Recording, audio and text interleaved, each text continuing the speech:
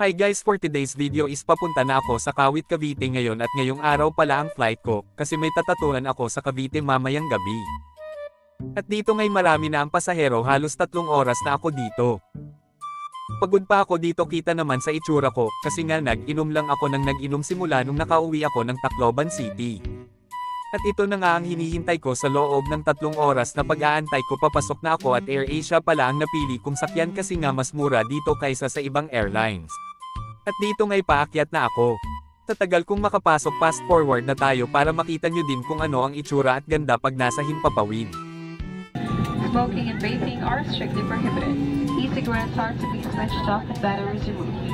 At yun na nga guys, papalipad na ang airplano at gusto ko lang naman share ang ganda pag nasa Himpapawid.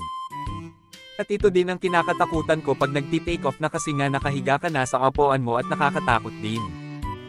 Kahit ilang beses na ako nakasakay ng airplano, para sa akin iba pa rin ang thrill o dating pag nagti-take off. Pero mas nakakatakot ko ang paglalanding kaysa sa take off. Share ko lang. At fast forward na tayo.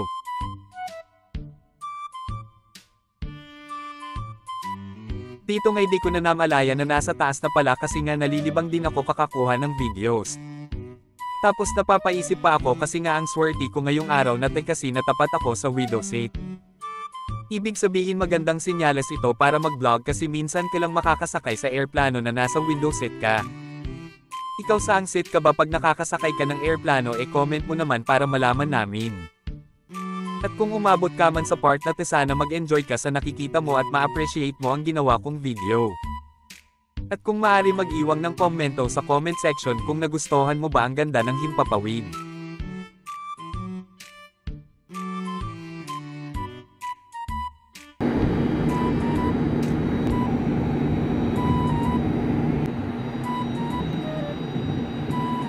Tapos ito naman ang itsura pag lumili ko ang airplano sa ere.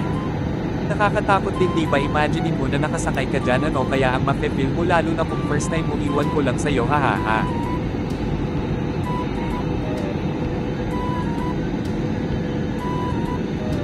At fast forward na tayo. By the way, pag lubi ko pala ang airplano, ibig sabihin malapit na itong mag-landing at malapit ka na sa iyong destination. Maglalanding pala ang airplano na sinakyan ko sa Manila NAIA Terminal 2 galing Visayas, Tacloban City. Kung napapansin ninyo, nakikita na ang mga bahay at establishment. Ilang minuto na lang maglalanding na.